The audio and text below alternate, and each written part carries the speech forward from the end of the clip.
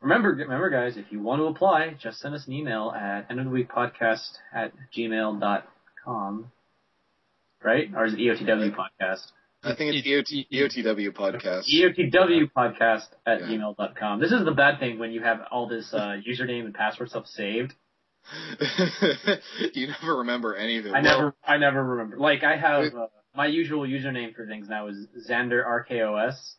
But sometimes I put a dash, sometimes I put a tilde, sometimes I put an underline. Oops. Sometimes I don't put anything, so... Like, I was confused. It's always at the bottom of every article on the website, so... Yeah. Almost every article, sometimes it gets past us. But anyways, alright, but let's talk about the news. Alright. Nintendo has published a patent related to their Wii U tablet controller.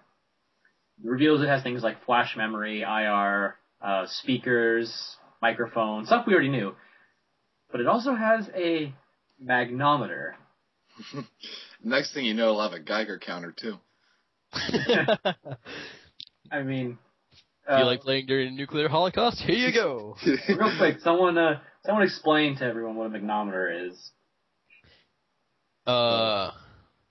A magnometer is an instrument to measure the strength of a magnetic field, and what I think they'll do with this is create a magnetic field between the console and the controller. That way they'll be able to tell where the controller is in relation to the console. It would be kind of like using radar, except more precise and using magnets instead of sound. Right, and so I know, like, telling the relationship between where the controller is and stuff. I mean, that was on the regular Wii remote kind of cheated that. Right. And just used the accelerometers and was able to, like, tell which way it was moving in how it was placed, or maybe. Well, that's what the gyroscope would do. I remember reading that there was a lot of little, like, tricks they did, like twisting.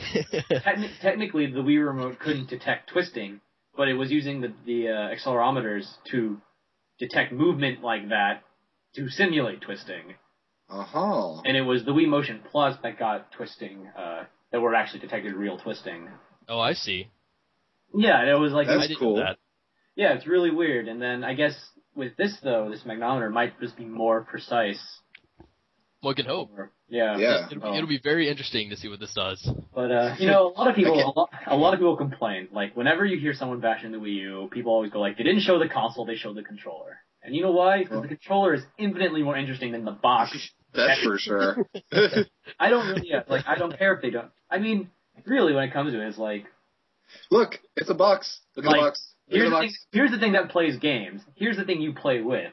I'd rather... Nintendo's doing a lot more with the thing you play with. I mean, you can have, it's like when you go shopping for a desktop computer and you see the really big, sleek, beefy thing and you're like, oh yeah, I want a piece of that.